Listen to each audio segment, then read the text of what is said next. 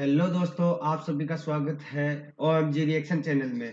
मैं आपको एक ऐसा वीडियो दिखाने जा रहा हूं जिससे आपकी सोच और समझने की शक्ति बढ़ने वाली है। मैं बात कर रहा हूं हर्षवर्धन जैन सर की। उनके वीडियो में इतनी ताकत है कि वो लोगों को सोचने और समझने का नजरिया ही चेंज कर सकते हैं। तो आइए देखते हैं कि सर ने क्या क्या बताया है वीडियो में। चलो।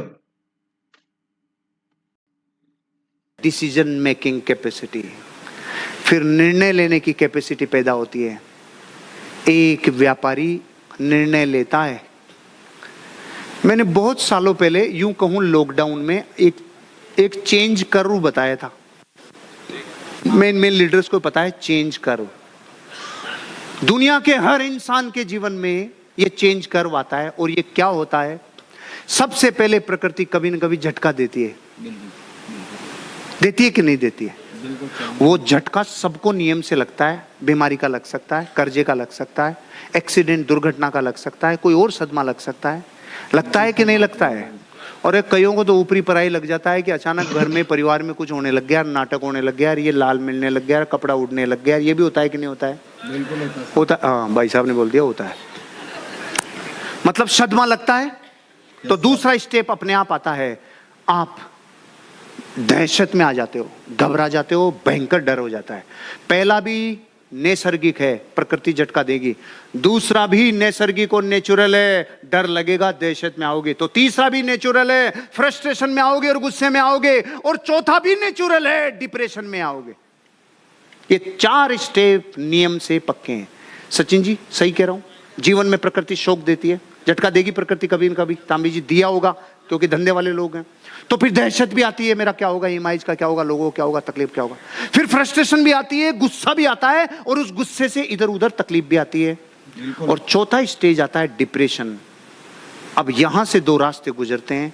या तो नीचे वाली लाइन को तोड़ के डिप्रेशन कन्वर्ट हो जाता है डिप्रेशन में। और यहीं से व्यापारी खड़ा होता है, जिसे कहा जाता है जे कर्व। अगर आपने इस टाइम जीवन में नया प्रयोग कर लिया और नया निर्णय ले लिया, कुछ भी निर्णय ले लो, कुछ भी निर्णय ले लो, कुछ भी नया निर्णय अगर आपने उस टाइम ले लिया, तो आपके इमोशन चेंज हो गए, आपके भाव चेंज हो गए, चीजें प्रकृति बदल देगी। और नए प्रयोग करो। केवल निर्णय नहीं लेना है, नए एक्सपेरिमेंट करो। एक्सपेरिमेंट और नए डिसीजन से आपका जे कर्व बनता है और आप वापस खड़े हो जाते हो। ये ही होता आ रहा है अनादिकाल से। इसलिए निर्णय लो, नए प्रयोग करो। मैं प्रयोग करता हूं भाई। मैं उठने में, बैठने में, खाने में, पीने में, सीखने में, पढ़ने में, सब चीजों में प्रयोग जरूर करता हूं। और मेरे जीवन की सबसे बड़ी प्रयोगशाला का नाम बताऊं? स्लाइड में ही नहीं है, और पता नहीं कैसे जुबान पे आ रहा है।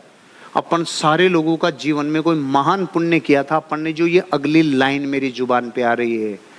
अगर आपको अपने जीवन में बहुत उत्थान और उन्नति करनी है भाई, तो एक सबसे बड़ी प्रयोगशाला मिली है हम सब लोगों को महाभाग्य में। उस प्रयोगशाला से सबसे ज्यादा सीखो। उस प्रयोगशाला का नाम है गृहस्थी एक प्रयोगशाला। गृहस्थी एक प्रयोगशाला। आपकी गृहस्थी में हर कैरेक्टर आपके अतीत से संबंध रखता है। कोई ताऊ है, कोई चाचा है, कोई बुआ है, कोई मौसी है, कोई भाई है, कोई बहन है, कोई जीजा है, कोई साला है। आपके जीवन में जो गृहस्थी है ना, उस गृहस्थी से संबंध रखने वाला हर आदमी, चलती फिरती सबसे बड़ी प्रयोगशाला गृहस्थी है। और 90% लोग गृहस्थी से ही दुखी रहते हैं, जबकि सबसे बड़ा टूल का नाम है गृहस्थी। उस गृहस्थी में जो मिल रहा है वो सीखो। वो आपको अगर मिला है तो आप स्पेसिफिक हो, वो आपके साथ घट रहा है तो आप स्पेसिफिक हो। अगर आपका भाई, आपकी पत्नी, आपकी माँ, आपका ब्रदर, आपके लोग, आपके रिश्तेदार, आपका ससुराल, आपकी चीजें, ये आपके साथ कुछ विशेष घट रहा हो, तो गृहस्थी एक प्रयोगशाला है। कोई विशेष कारण से आपके साथ घट रहा है। गृहस्थी सबसे बड़ी प्रयोगशाला है। और आपके रिश्ते में जो भी आज तक आया है, पिता का हो, माता का हो, भाई का हो, बहन का हो, पुत्र का हो, पुत्री का हो, ये सारे रिश्ते आपसे कुछ ना कुछ मांगते हैं या देते हैं। ये गृहस्थी प्रयोगशाला है। ये सब बहुत गहरे संबंध है रे भाई। चलो बढ़ा देते हैं जल्दी थोड़ा। समस्या समाधान का अधिक प्रभावी ढंग से उपयोग करें। Problem solving nature, problem solving nature, इसका सही ढंग से प्रयोग करें। मैं तो जितनी मेरे में बुद्धि और प्रज्ञा है, जीवन में जितना जानता हूं भैया, मैं कोशिश करता हूं कि किसी भी प्रॉब्लम को मेरे प्रॉब्लम सॉल्विंग नेचर से मैं सॉल्व करने का प्रयास करूं। मैं सबसे पहले दो हिस्सों में बांटता हूं। पहले तो ये प्रॉब्लम सॉल्व हो सकती है या ये शाश्वत है। दोबारा इधर देखो भैया, अगर शाश्वत प्रॉब्लम है, मैं अपनी एनर्जी का एक अणु भी खर्च नहीं करता। प्रॉब्लम ही शाश्वत है। शाश्वत का मतलब समझते हैं, मिटेगी नहीं। बकरी मरी हुई है तो इस कॉलम में है तो एनर्जी लगाऊंगा वहां जहां से मैं नया अचीव करूं। और अगर प्रॉब्लम मेरी वजह से खड़ी हुई है तो सबसे पहले तो प्रायश्चित करूंगा। हेलो, सबसे पहले प्रायश्चित करूंगा भाई।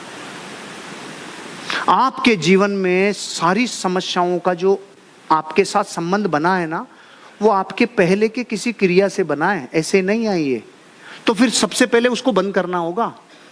फॉर एग्जाम्पल, एक आदमी नाव चला के जा रहा है और नदी में जा रहा है और नाव में छेद हो गया और नाव में पानी भर गया और आप नाव में से पानी निकाले जा रहे हैं, तो क्या आपकी नाव डूबने से बचेगी? सबसे पहले क्या करना होगा? अरे बहुत समझदार हो रहा है, ढक्कन लगाओ, पहले उसमें पानी आना बंद करो। हम में से ज्यादातर लोग जीवन में नाव को खाली करते रहते हैं। अरे पहली गलती की, भूल की क्षमा कर, सबसे पहले प्रायश्चित कर, ढक्कन लगा। उसके बिना तेरी नाव में पानी आना बंद नहीं होगा। पहले वो ढक्कन लगा, पहले वो लगाओ।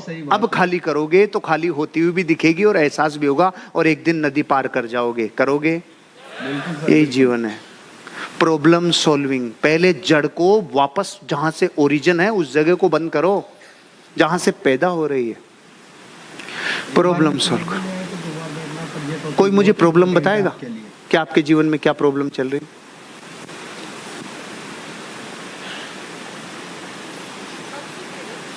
हाँ, सब सुखी है भाई। बोलो भैया, जोर से बोलिए। आर्थिक प्रॉब्लम है तो किसी का धन इधर उधर किया होगा आपने पहले। मेरे पेट में प्रॉब्लम हुई, सुशीला ने बोला ठीक कर लो। मेरी पहली लाइन ये नहीं थी कि ठीक कर लूंगा, पहली लाइन ये थी, जिस अंग से पाप किया पहले तो उसको सजा मिलेगी ही मिलेगी। न्याय है, नियम है, कोई भेदभाव नहीं प्रकृति है। सबसे पहला काम है। अब यह है ढक्कन, यह है स्वीकार करना। आपने अपने जीवन में एक भी बार अगर कोई ऐसी चीज खाई है जो नहीं खानी चाहिए थी, उस अंग को तकलीफ होगी। जिस अंग का मिस यूज किया है तकलीफ होगी। सबसे पहले प्रायश्चित लो। कुछ भी हो भैया, मेरी फॉर्च्यूनर का इंजन टूट गया था, 7 लाख का मैटर था, फिर 2.5 लाख में इंजन मिल रहा था मेरठ से पेटी पैक।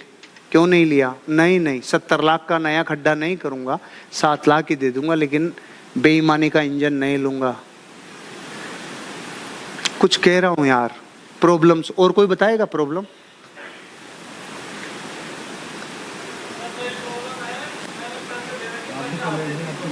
आपने पैसे दे रखे हैं और पैसे आते नहीं है, मतलब आपने एक से अधिक लोगों को दे रखे हैं। आप ब्याज पे दिए थे क्या? हाँ,